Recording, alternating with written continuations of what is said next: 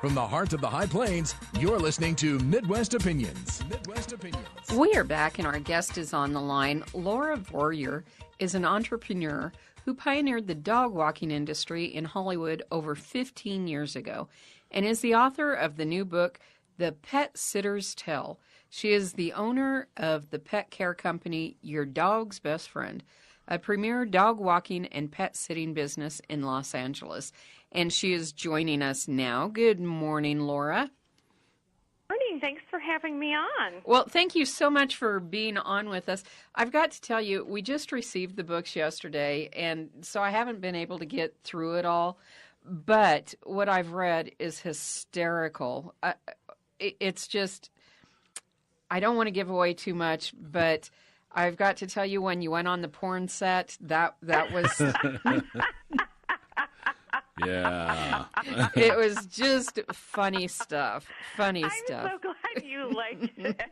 Thank you. You know what? I couldn't have made any of that stuff up. I'm from Chicago myself, and I came out to L.A. with sort of like stars in my eyes, thinking I was going to be this glamorous makeup artist and win Academy Awards. And, I was just going to be, crushing it out here. But what happened was I just could not get any traction in the makeup artist world, and it was so competitive, and I was just failing miserably, considering living in my car. I mean, it was really getting to be like finger biting. And it just so happened that I ran into Paula Poundstone on a set, walking somebody's dog out of desperation, and she really unknowingly changed my life because that catapulted me into the pet sitting business. It's amazing. It's all about where you are sometimes, isn't it? Right place, right time. Absolutely. And you know what? You never know that that's happening till you look back and go, oh, that changed the trajectory of my life. Just that conversation, that chance meeting, that opportunity that was hidden as just an innocent question. Well, and as you said, you went out there to Los Angeles with visions of being a makeup artist, and you were selling cosmetics at a counter, and you had an opportunity to go to this movie set to work on someone, and as I said, it was a porn site. And if you don't get the book for any other reason but to read this chapter, you've got to, because it is hysterical. I can't imagine. I just can't imagine being in that situation. You were just funny. I'm glad you liked it. Thank you so much. That's great that you're getting through it, and I'd love to hear how you feel about the rest of it. That's awesome. Okay, great. Well, so you walk celebrities' dogs. What is the craziest instruction? Because we all know celebrities, if you've ever read what they need backstage, they've got some strange ideas. So what is the craziest instruction you've ever received from a celebrity client? Because I imagine when it comes to their pets, they're pretty funny people. Oh, absolutely. Those writers and their contracts that they have. It kind of does extend to their dogs and their pets, because I think they believe that the more they're doing for an animal or their pet is, the more they love it, which is not exactly true. So I think my sort of most high-maintenance client had me counting out the kibbles in my hand, that she wanted her dog to only get 35 kibbles, and wanted me to count them out in my hand. And I just remember she counted out the 35 kibbles, and I said, okay, I got it. And she said, no, you count out 35 kibbles. And I said, oh, my gosh, I'm counting out 35 kibbles. Do you not think I can count to 35? And then, so I counted out 35 kibbles, and we were standing there, and she said, okay, now I want you to count out those kibbles every time, because the dog will know if it's too many or not enough. And I thought, oh, this is definitely going in the book. People are taking nuts to the next level. So that's a genius dog right there. Wow. And the dog was like, that's 34 kibbles. I'm missing The dog one. is always going to tell you it's 34 kibbles. I mean, there's always going to be, he always wants one more. Oh, my There's always room for more kibble. Exactly. Right. So I know a lot of pet lovers. In fact, Mark, right here with me, is one of them. What advice would you give to someone who is interested in getting in the pet care business?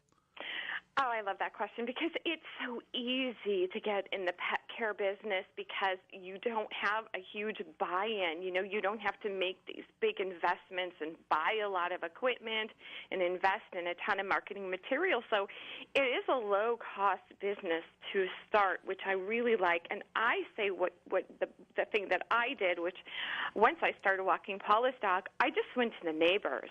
And I said, look, I'm walking your neighbor's dog. I'm in the area. It would be super convenient for me to walk your dog, too. And so I say approach your neighbors and friends. People are always looking for someone to take care of their pets, especially now during the holidays. And yes, there are these big on-demand, companies out there doing it, but it's not the same. People want to have a personal relationship with somebody who is taking care of their furry children, and that is a fact. So to begin, I would say you can make yourself some business cards. That's very inexpensive. You could do that online. And just go around your neighborhood, and if you have a pet yourself, that's even better. So, it makes you look a little friendlier when you've got your little cute dog with you going, hi, I'm a dog walker, Right. And your dog will love you more for it. And then I would say also go to the local veterinarians, just start putting out your business out there and, just do the things that people typically do when they start a business. Maybe you could get a website and do a lot of self-promoting because even though people might not use you right then and there, you will get that call one day when someone will say, hey, you had stopped by my house in the spring, and now it's the holidays, and I really need you to watch my dog. So I would just go out there and market, and before you know it, you will be busier than you ever expected, definitely. Now, getting back to the book, I want to touch on the one client that you had that her assistant told you that the dog had human hair. Oh, God, yes. And I lost my mind over it. When these people are telling you things like that, how do you keep a straight face? Mostly I have learned to, and it took a long time, to keep my mouth shut because there's no point in being that person that wants to be, confrontational or argumentative. But sometimes when people say things that are so stupid, you just can't help yourself. You're kind of at the point where you're like, I got to say something or my head will explode. And I think in this case, the assistant just wanted to say it to me nonchalantly because people had probably been saying that to her in some form or other, that the dog had human hair and the dog was hypoallergenic and the dog didn't shed and you wouldn't have allergic reaction to the dog and how great the dog was. And she just said, well, I'll just tell you it has human hair. And I was like, what? How? I was like, back it up. How does it have human? Like, how? Just go through this with me. Yeah, that's a statement that needs an explanation, I'd say. Yes, right. Like, how did this happen? I mean, I know we've done a lot with science, but just break it down for me. Oh, my gosh. Well, I have a question for you. You're an animal rights activist, and you're dedicated to pet rescue. How involved in that are you? Pretty involved. So we have so many dogs out here, especially in L.A., in shelters and rescues and fosters. And I try to have a foster coming through here every couple of months as much as possible and help support the local shelter here and the people that work there and volunteer and go over there at least once or twice a week. So, and I would love to get another dog.